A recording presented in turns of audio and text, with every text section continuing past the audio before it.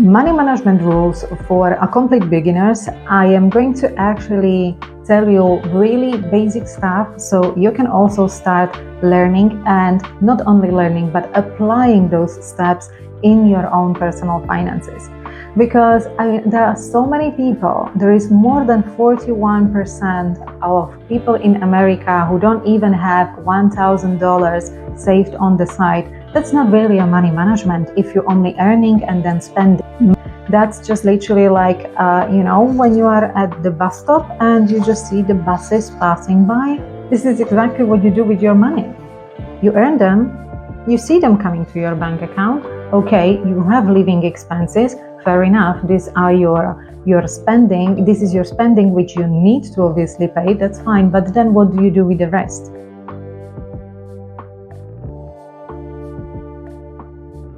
This is exactly what you do with your money. You earn them, you see them coming to your bank account. Okay, you have living expenses, fair enough. These are your spending. This is your spending which you need to obviously pay, that's fine. But then what do you do with the rest? So we are going to cover a really basic, in a nutshell, principles for money management. And then in the coming videos, I will be going more into details. So first and foremost, I want you to understand that money has 4 jobs.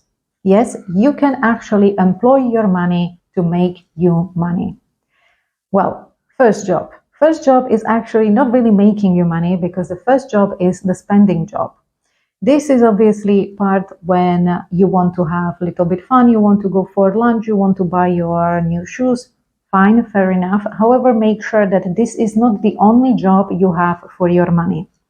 So spending job is the first one. Start to see what spendings you can minimize, so you can get to the job number 2, which is saving job for your money. And before you start rolling your eyes and tell me that saving accounts don't actually provide a high interest and I cannot really make money with savings, well, I would stop you there, because the simple fact is that saving accounts are not catered for you to become a millionaire. Saving accounts are nicely catered for you to put your money aside. You will get some extra bonuses, you will get some nice interest, which is obviously, nice for saving accounts. However, saving accounts are not investment accounts, are not making you money as such. They add a small interest because you're actually keeping that money on that saving account. But also what it does, it creates your habit that from your income, what you have, you don't spend everything, but you put at least 10 or 50% if you can on the side.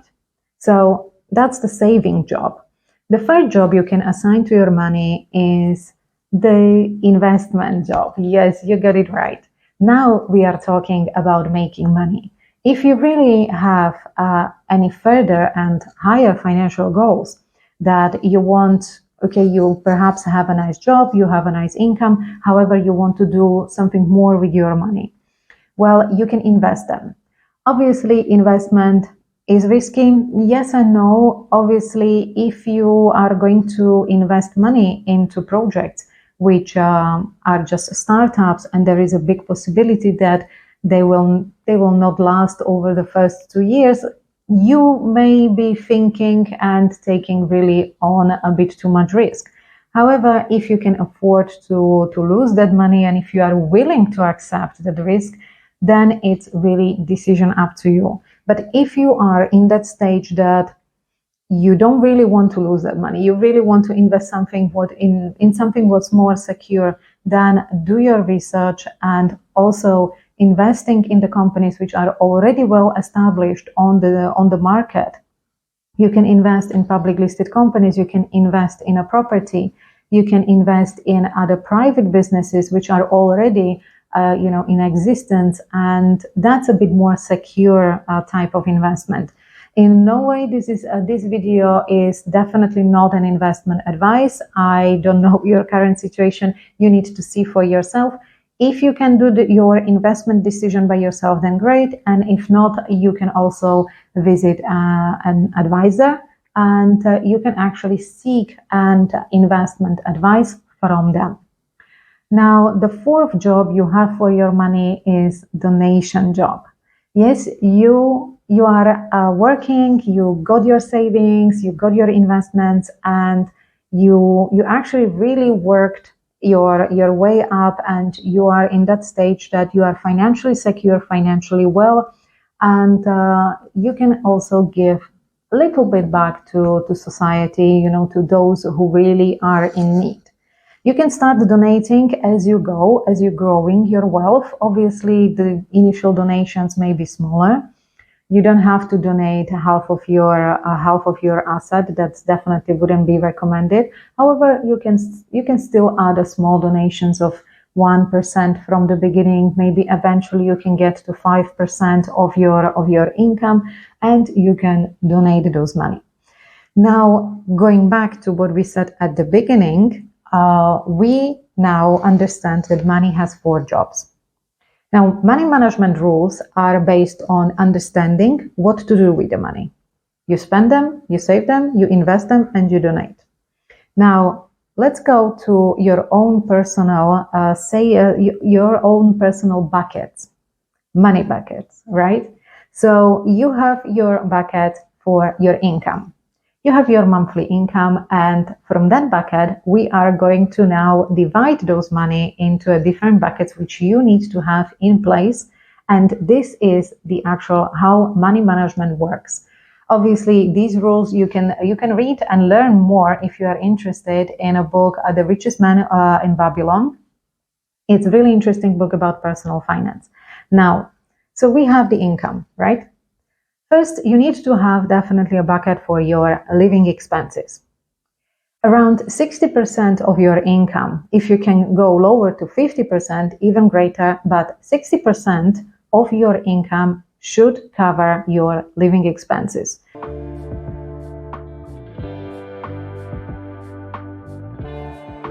I mean definitely the place where you live, whether you pay rent or mortgage. And then obviously your car, your food, your phone, internet, utilities, water. So all these basic things you have in your life, and you enjoy, the benefits of it. So these are your living expenses. Now, so we have the 60%. We have another 40% of our income left. Now, I would recommend to divide that into 10% per each bucket. Now, the last bucket where we get to can change slightly the percentage. The percentage can be lower, and that's really up to you. But let's start with the bucket number 2, which is the bucket for your education. Yes, 10% of your income should go to your education, or even if you have kids, obviously, you need to think about education for your kids. So that's the bucket for education. Now, the next 10% should go towards your savings. You need to create your emergency account. You need to have your saving account. So you have a certain amount of money which are easily accessible just in case if something happens. Hopefully that nothing would happen, but yeah, as we know, life usually always doesn't go the way how we want. Most of the time, yes, but sometimes things happen. So make sure that this 10% of your income goes into your saving, and you have a proper emergency account, and you have your savings. Then another 10% should go to your investment. So as you see, the jobs which we were assigning to our money are really in the direct correlation of how money management and creation of bucket works. So the 10% should go towards your investment. Now, investment can be in a passive way, like we mentioned that you can buy shares of publicly listed companies, or perhaps you can invest in properties. You can invest in private business. You can provide a loan, perhaps, to someone, and you can obviously receive the interest back together with the principal of the loan, with the amount you provided. So that can be also a good way how to invest money. And also you can invest a bit more actively. Perhaps you can invest in your own side hustle in your own business so you can build extra streams of income. That can be also a great way of investment. Obviously, it depends on the type of the business you would choose, or depends on the type of the income you would choose to build.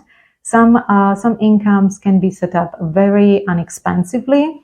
When it comes to online content creation, for example, these are very time-consuming, but not as expensive when it comes to the initial investment.